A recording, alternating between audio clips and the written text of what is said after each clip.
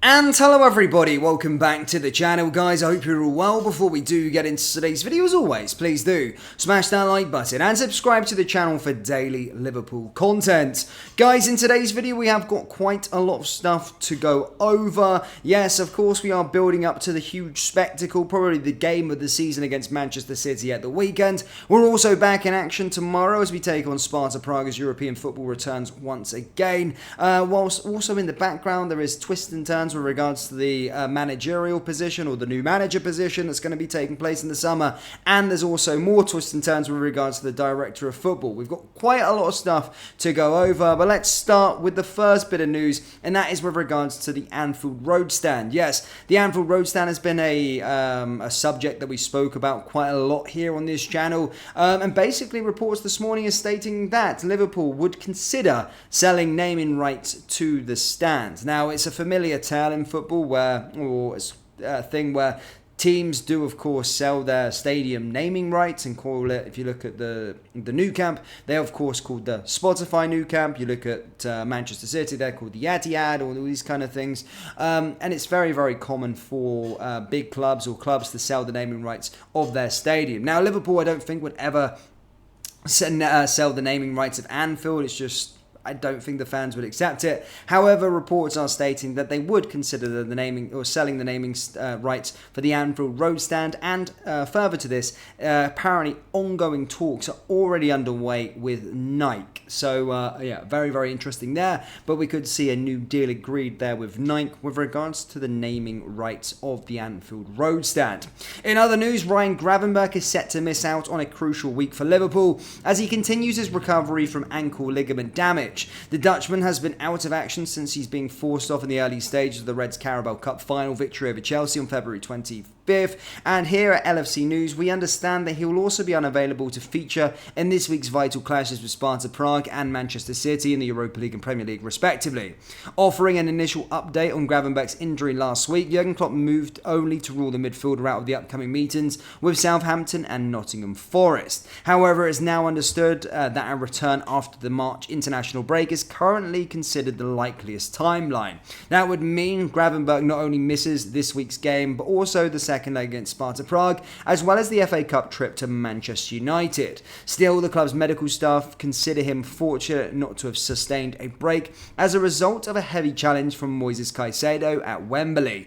Gravenberch is one of a number of injured players who Liverpool consider to be close to returning. There is also hope that Mohamed Salah will return to training this week, perhaps even putting himself in contention to start against Manchester City on Sunday. Curtis Jones, Trent Alexander-Arnold and Alisson are also expected to return after either side of the international break to provide a major boost for Klopp's men. So yeah, a bit of good and bad news with regards to the current injury update. But yeah, it kind of is what it is. We got that triple boost over the weekend. Darwin Núñez, Wataru Endo and Dom Szoboszlai. And as stated, Mo Salah could also return hopefully in time for that game against City. Now, in terms of the main story, guys. Now, this one just keeps on taking twists and turns. And as I said, I'm trying to keep you up to date as much as I can with regards to the ongoing saga. But according to Sky Germany, Bayern Munich had open talks with Xabi Alonso over the soon-to-be vacant job ahead of the Thomas Tuchel summer exit. He is their preferred candidate, but it seems that Liverpool are still seen as one of the front-runners for the 42-year-old. And whilst I brought you this news yesterday, I did say that it seems a bit fishy, and that when news comes out from Sky Germany, it's not always reputable, as Bayern Munich are kind of got them on their payroll and kind of leak the information that they want them to hear. And of course, Florian Plettenberg is the Bayern Munich sort of representative. Whilst he is a reputable journalist with regards to German football, with Bayern he is on their books and kind of, as I said, he just pumps out stuff that they want him to hear. Following this today, guys, this claim has now been refuted by Bild, who again are a very reputable German publicist, and they've highlighted that Bayer Leverkusen's annoyance at Bayern's pursuit of Alonso, along with Sky's reporting.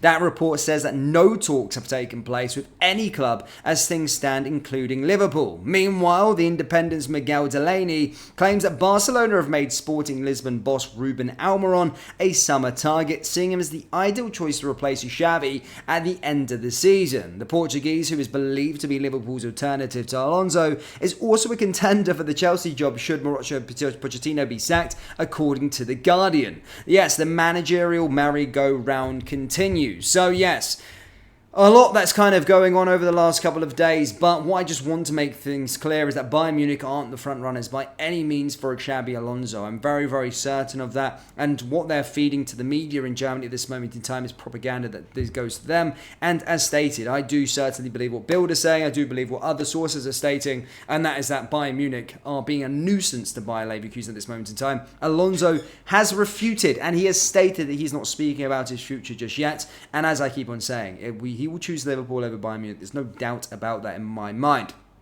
Following this, I mean, if Alonso was to go to Bayern Munich, then I do think Ruben Almiron is a good second choice. And him going to Barcelona, and that could be a potential thing, would be a big blow, because actually I think he would do a good job at Barcelona. I think he'd be a very, very good coach. So it is giving us a bit of anxiety that maybe number 1 and number 2 could potentially go elsewhere. Who do we go for number 3?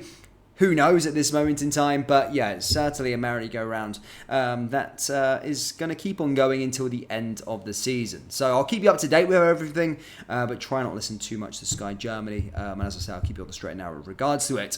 Now, with other news, guys, Liverpool potential new sporting director Richard Hughes is someone Michael Edwards knows well, with Bournemouth having confirmed that he will be leaving. So again, Richard Hughes is a person that, of course, has been linked with the director of football role at Liverpool, and now Bournemouth have confirmed that he is leaving at the end of the season. Whether these two marry up remains to be seen. I'm not too sure, but certainly one that we need to keep an eye on going forward. But as you can see, guys, loads of different things going around the place, and as I'm trying my best to keep you up to date with everything this season. Lastly, guys, yes, I know we're out of the January transfer window now. Don't worry, I'm not bringing transfer news for you as such. But apparently, it turned out that Tottenham Hotspur wanted to sign Joe Gomez in the January transfer window, and there's no surprises how that inquiry went down. But Tottenham actually spoke with Liverpool at trying to get Gomez to sign for the football club. So yeah, very, very interesting one there indeed too. So yeah, it's obviously clear how that one panned out. But yeah, just thought that was very, very interesting indeed. Anyway, Liverpool fans, do let me know your thoughts down there in the comment section below with regards to the managerial merry-go-round. Do let me know your thoughts on the Anfield Road stand potentially being renamed the Nike stand. And yeah, kind of let me know your thoughts on everything at this moment in time with regards to Liverpool down there in the comment section below. Hit the like button, hit the subscribe button, and I'll see you all next time. Take care. Peace.